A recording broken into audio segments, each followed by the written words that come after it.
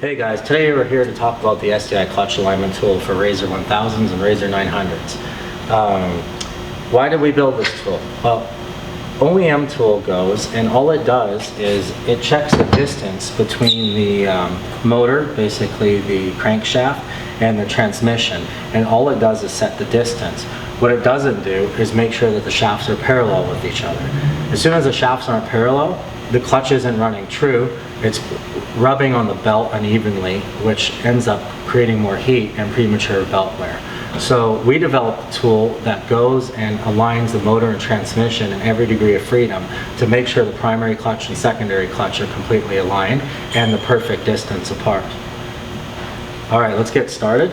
We're gonna go and need to remove the primary and secondary. Obviously the motor is out of the car to make this video a little bit easier. So in your own car, you're going to want to do it on your car. What we suggest to do is jack up your car, remove the left tire, the bottom shock bolt, then you'll need to remove the outside plastic cover to get to this area so you can remove the primary and secondary. We're going to go ahead and start with that right now. To remove the primary, we're going to just go and use an impact to remove the main bolt.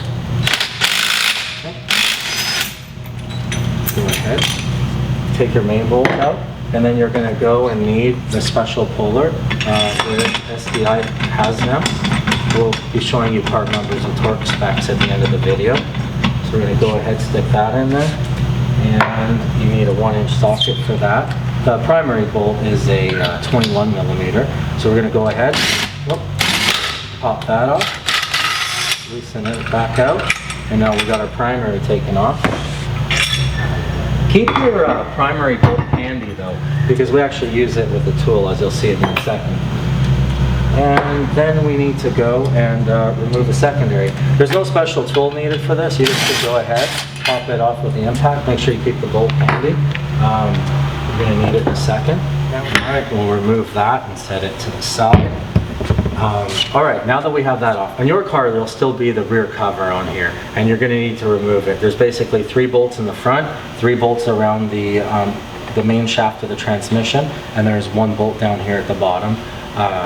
Those all need to be removed, and then the cover will just pull right off. Now that both shafts are exposed, I want to go and we're going to install the main 2 shafts to help align the motor. Obviously one is going to be for the front and the back. You can just look, this has got a taper in it, so we're going to put that on there. And the transmission one, the one difference on the transmission one is the stock bolt comes with the washer on it. We're not going to use the washer. You can just go ahead and stick the bolt right in there, and we're going to go on here, and it's like a nice snug fit. Just go and gently push that on. And we're going to go ahead, grab our impact again, and these need to just snug on. You don't have to crank on them, but just get them so they're nice and snug. It's not too critical. We just don't want it to be wobbling at all. What it does is it hits the flat surface on the shaft to make sure everything's square and parallel. On the primary bolt, we actually just keep everything together. We even use a little sleeve. This basically replicates the inside of your clutch, so it's all the same. And we're just going to go ahead. We're just using a little impact, so I gave it a little bit more, but we are making sure that it goes onto the taper and is fairly tight, because we're going to use the clutch removal tool to pull this off also. So now what we're going to do is we're going to grab the first SDi alignment bar. I know some people are going to ask, why did we use aluminum and why did we pick what we did? Basically, we built these so oversized to keep everything straight. When you crank this down, there's enough surface area and everything strong enough that it forces the motor and the transmission in alignment. Both of these shafts are aluminum, but we did go out of 70-75, so they cannot flex. It's stronger than mild steel, and it was just basically more cost effective for machining, and we could hard anodize it to protect it from rusting. So we're going to go ahead and see how this motor lines up. I usually recommend going and sliding. So as you're going to notice, that I can't even get it on right now. And 99.9% of cars out there, you're gonna have this problem. As you're driving, the motor and the transmission are only connected here in the middle, and your belt is going and spinning around. So when you're on the gas, it's forcing the motor and the transmission together. Every time you have a hard landing at Geo, what it's doing is your motor's only supported on the outside, it's forcing it down, which basically forces these shafts together and then also in, and that's the pie shape I'm talking about. And that's what causes a lot of belt heat. So right now, there is absolutely no way I can get this tool on. So what we're gonna have to do is go and loosen off the main bolts that connect everything. And what you wanna do is we're just gonna crack them loose. They don't have to come all the way out. We just have to get it loose enough so that we can go and move the transmission.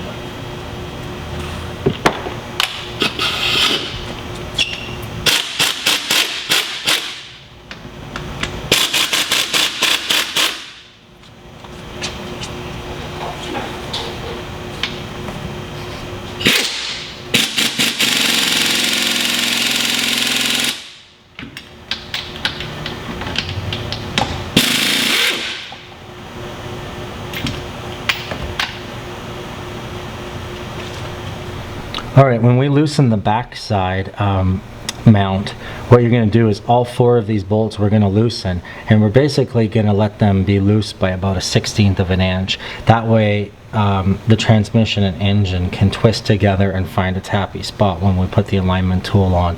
So make sure you get all 4 of these loose, and there's a certain pattern to tighten them back up. Start here. All right, now we're going to put this on. Go ahead and start one side.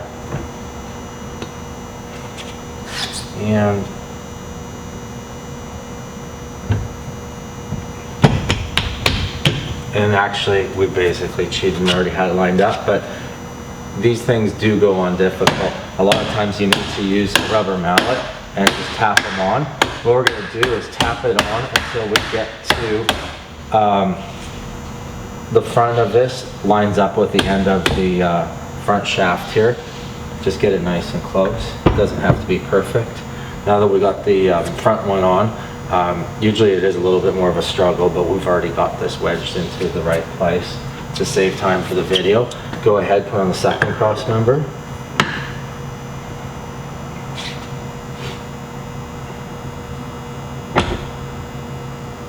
Sometimes you still do have to force it a little bit. And actually we got ours on already. Then go ahead and line that up. We're going to go ahead and tighten all 4 Allen bolts on the motor side. If you go to put these cross members on, make sure the Allen bolts aren't too tight. Make sure they're completely backed off, because that'll make it really difficult. And we're just going to go, we're just hitting these. You can sub in, if you wanted a torque spec for this, I would go about 18 foot-pounds, and that would be fine. Now this is basically locked in and helps hold everything square.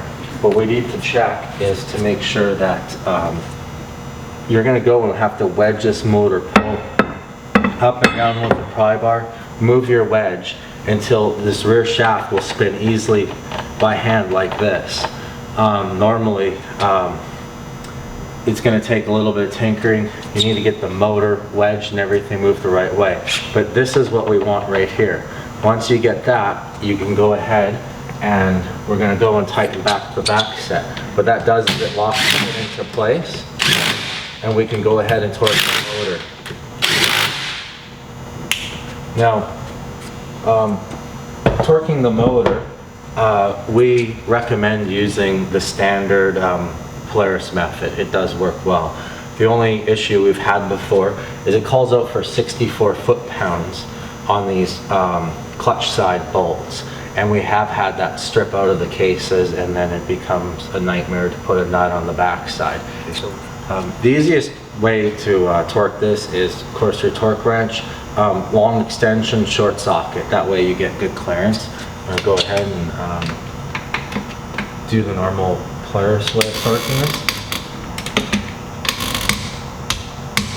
There we go. And this one.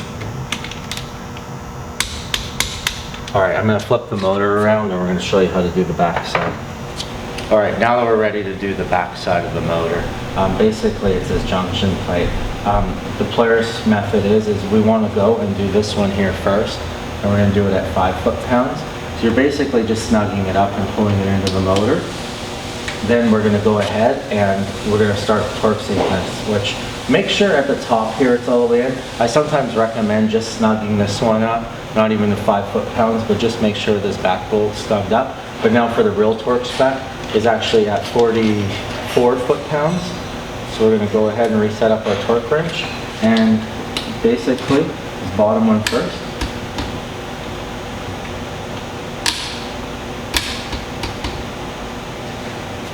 Then this top one going this way. And then finally the first one this way. Now what that does is this plate has got oblong holes. So we have everything lined up this way. Now it holds this back side of the motor into place. Now we're going to flip it back around to pull off our clutch tool. All right, now that we have the back side tight, everything's torqued, we can go ahead and remove our clutch tool.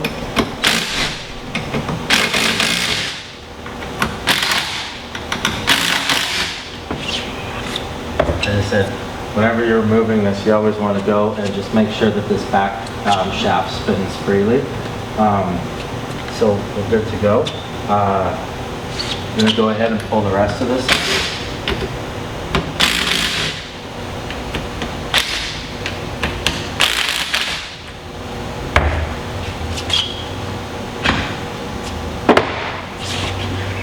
Like I said, these should pull off. They should go on with a hammer, but they should come off by hand nice and easy.